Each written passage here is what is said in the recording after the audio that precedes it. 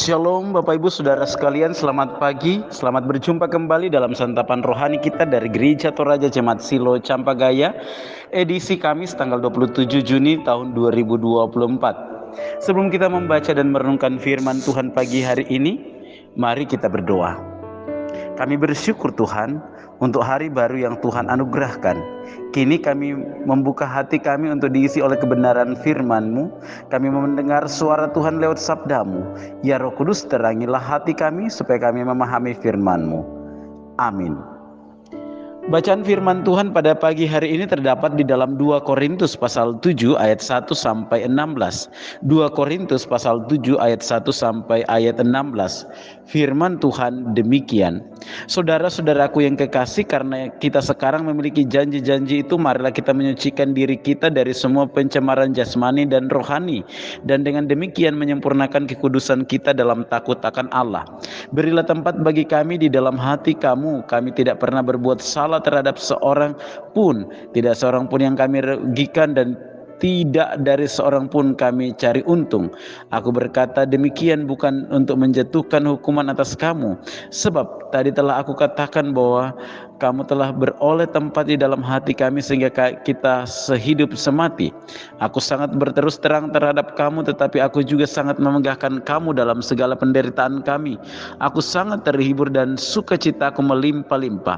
Bahkan ketika kami tiba di Makedonia, kami tidak beroleh ketenangan bagi tubuh kami di mana-mana kami mengalami kesusahan, dari luar pertengkaran dan dari dalam ketakutan. Tetapi Allah yang menghiburkan orang yang rendah hati telah menghiburkan kami dengan kedatangan Titus. Bukan hanya oleh kedatangannya saja, tetapi juga oleh penghiburan yang dinikmatinya di tengah-tengah kamu. Karena ia telah memberitahukan kepada kami tentang kerinduanmu, keluhanmu, kesungguhanmu untuk membela aku, sehingga makin bertambahlah sukacitaku. Jadi meskipun aku telah menyedihkan hatimu dengan suratku itu, namun aku tidak menyesalkannya. Memang pernah aku menyesalkannya karena aku lihat bahwa surat itu menyedihkan hatimu, kendati pun untuk seketika saja lamanya. Namun sekarang aku bersuka cita bukan karena kamu telah berduka cita, melainkan karena duka citamu membuat kamu bertobat. Sebab duka citamu itu adalah menurut kehendak Allah, sehingga kamu sedikit pun tidak dirugikan oleh karena kami. Sebab duka cita menurut kehendak Allah menghasilkan pertobatan yang membawa keselamatan dan yang tidak akan disesalkan. Tetapi duka cita yang dari dunia ini menghasilkan kematian. Sebab perhatikanlah betapa justru duka cita yang menurut kehendak Allah itu mengerjakan pada kamu kesungguhan yang besar, bahkan pembelaan diri, kejengkelan, ketakutan, kerinduan, kegiatan penghukuman. Di dalamnya semuanya itu kamu telah membuktikan bahwa kamu tidak bersalah di dalam perkara itu. Sebab itu jika aku telah menulis surat kepada kamu, maka bukanlah oleh karena orang yang berbuat salah atau oleh karena orang yang menderita perbuatan salah, melainkan supaya kerelaanmu terhadap kami menjadi nyata bagi kami di hadapan Allah. Sebab itulah kami menjadi terhibur, dan selain penghiburan yang kami peroleh itu, kami lebih lagi bersuka cita oleh karena sukacita Titus, sebab kamu semua menyegarkan hatinya. Aku memegahkan kamu kepadanya, dan kamu tidak mengecewakan aku. Kami senantiasa mengatakan apa yang benar kepada kamu. Demikian juga kemegahan kami di hadapan Titus sudah ternyata benar, dan kasihnya bertambah besar terhadap kamu apabila ia mengingat ketaatan kamu semua, bagaimana kamu menyambut kedatangannya dengan takut dan gentar. Aku bersuka cita sebab aku dapat menaruh kepercayaan kepada kamu dalam segala hal. Amin.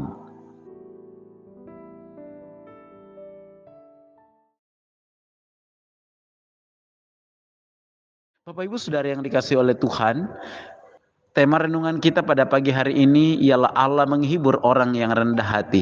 Allah menghibur orang yang rendah hati. Semua orang pernah mengalami pergumulan kehidupan yang sering kali menimbulkan patah semangat atau duka cita. Hal tersebut kerap kali dialami oleh pemberita Injil. Sekalipun memberitakan kebenaran firman Tuhan, tetapi pemberita Injil tetap akan mengalami suka duka pelayanan. Tak terkecuali Paulus sekalipun juga menderita karena memberitakan Injil Yesus Kristus. Dalam penderitaan itu, Tuhan memberikan pertolongan dan penghiburan kepadanya. Lalu bagaimana cara Tuhan menghibur Paulus? Dalam penderitaan yang dialami Paulus karena pemberitaan Injil di Makedonia, Allah mengutus Titus untuk memberitakan berita penghiburan. Kabar tentang kehidupan umat percaya di Korintus disampaikan Titus menjadi penyemangat dan kekuatan bagi Paulus. Penderitaannya dalam memberitakan Injil tidak sia-sia. Paulus bersyukur karena orang percaya di Korintus memelihara kehidupan jemaat. Duka cita dan tantangan pelayanan yang dialami Paulus membuahkan hasil dan mendatangkan sukacita.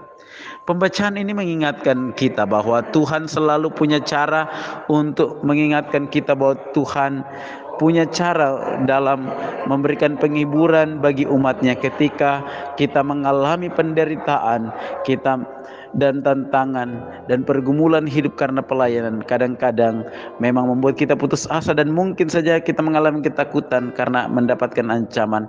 Apabila jika kita berada di tengah-tengah kekuatan kuasa yang tidak memihak kepada kita, ingatlah cara Tuhan terus menopang kita. Percayalah bahwa Ia terus memberikan penghiburan yang diberikan Tuhan melalui siapa saja, dengan cara apa saja, menurut kehendak-Nya. Amin. Saudara-saudara, mari kita berdoa. Terima kasih Tuhan untuk firman-Mu yang telah kami dengar. Tolonglah kami ya Tuhan untuk terus teguh dalam iman dan pengharapan kepada-Mu, bahwa Engkau terus menyatakan penghiburan bagi kami, orang yang selalu rendah hati, selalu mempercayakan hidup kepada Tuhan dan terus bekerja, berkarya demi memuliakan nama Tuhan. Berkati kami sepanjang hari ini Tuhan, dalam pekerjaan, usaha kami, dalam setiap tugas tanggung jawab di mana Tuhan tempatkan kami berkarya. Beri kami kekuatan dan kesehatan. Lindungi keluarga kami, rumah tangga kami. Lindungi segenap anak cucu kami dalam rumah tangganya, pekerjaannya, dalam pendidikannya dan tumbuh kembangnya. Berkati kami ya Tuhan sepanjang hari ini. Jika kami berada dalam duka cita, hiburkan dan kuatkan kami.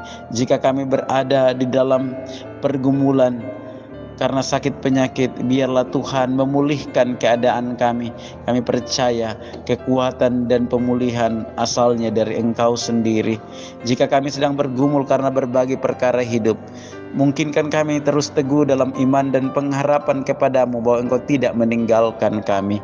Bapa dalam sorga, inilah doa dan pengharapan kami. Di dalam nama Tuhan Yesus kami datang mengucap syukur dan bermohon kepada-Mu. Amin. Bapak Ibu Saudara yang dikasihi oleh Tuhan, demikian persekutuan kita pada pagi hari ini. Selamat pagi, selamat beraktivitas. Tuhan Yesus memberkati kita sekalian. Shalom.